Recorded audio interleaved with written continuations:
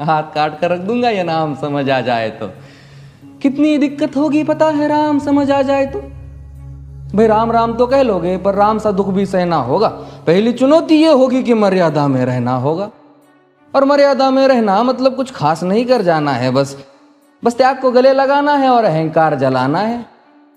अब अपने राम लला के खातिर इतना ना कर पाओगे और शबरी का जूठा खाओगे तो पुरुषोत्तम कहलाओगे।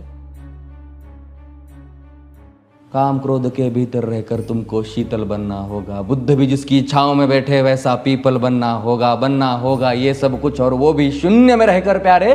तब ही तुमको पता चलेगा कि कितने अद्भुत राम हमारे।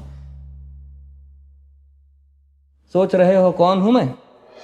चलो बता ही देता हूं। तुमने ही तो नाम दिया था मैं पागल कहलाता हूं। नया नया हूं यहाँ पे तो ना पहले किसी को देखा है। वैसे तो हूं त्रेता से, मुझे कृष्ण किसी ने कलयुग भेजा है। भाई बात वहां तक फैल गई है कि यहाँ कुछ तो मंगल होने को है कि भरत से भारत हुए राज में सुना है राम जी आने को है। बड़े भाग्यशाली हो तुम सब।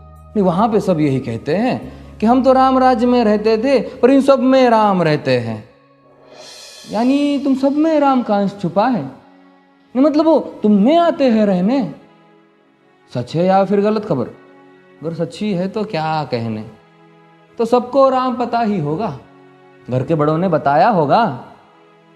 तो बताओ फिर कि क्या है राम। बताओ फिर कि क्या है राम। बताओ। अरे पता है तुमको क्या है राम? या बस हाथ धनुष तरकश में बान, या वन में जिन्होंने किया गुजारा, या फिर कैसे रावण मारा लक्ष्मण जिनको कहते भैया, जिनकी पत्नी सीता मैया। फिर ये तो हो गई वही कहानी, एक था राजा एक थी रानी। क्या सच में तुमको राम पता है या वो भी आकर हम बताए? बड़े दिनों से हूं यहाँ पर, सब कुछ देख रहा हूं कब से। प्रभु से मिलने आया था मैं, उन्हें छोड़कर मिला हूं सबसे। एक बात कहूं अगर बुरा ना मानो, नहीं तुम तुरंत ही क्रोधित हो जाते हो। पूरी बात तो सुनते भी नहीं, सीधे घर पर आ जाते हो। ये तुम लोगों के नाम जपो में पहले सा आराम नहीं।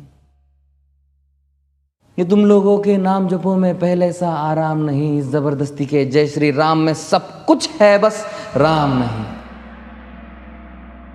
ये राजनीति का दाया बाया जितना मर्जी खेलो तुम। दाया बाया, अरे दाया बाया ये तुम्हारी वर्तमान प्रादेशिक भाषा में क्या कहते हो उसे? हाँ वो लेफ्ट एंड राइट। ये राजनीति का दाया बाया जितना मर्जी खेलो तुम चेतावनी को, लेकिन मेरी अपने जहन में डालो तुम। निजी स्वार्थ के खातिर अगर कोई राम नाम को गाता हो तो खबरदार अगर जुर्रत की और मेरे राम को बांटा तो। भारत भू का कवि हूं मैं, तभी निडर हो कहता हूं राम है मेरी हर रचना में। मैं बजरंग में रहता हूं, भारत की नींव है कविताएं और सत्य हमारी बातों में। तभी कलम हमारी तीखी और साहित्य हमारे हाथों में। तो सोच समझ कर राम कहो तुम। ये बस आतिश का नारा नहीं, जब तक राम हृदय में नहीं तुमने राम पुकारा नहीं। राम कृष्ण की प्रतिभा पर पहले भी खड़े सवाल हुए। ये लंका और ये कुरुक्षेत्र यूं ही नहीं थे लाल हुए। अरे प्रसन्न हंसना भी है और पल पल रोना भी है राम। सब कुछ पाना भी है और सब पाकर खोना भी है राम। ब्रह्मा जी के कुल से होकर जो जंगल में सोए हो, जो अपनी जीत का हर्ष छोड़ रावण की मौत पे रोए हो। शिव जी जिनकी सेवा खातिर मारुत रूप में आ जाए। शेष नाग खुद लक्ष्मण बनकर जिनके रक्षक हो जाए। और तुम लोभ क्रोध अहंकार छल कपट सीने से लगा कर सो जाओगे तो कैसे भक्त बनोगे उनके, कैसे राम समझ पाओगे?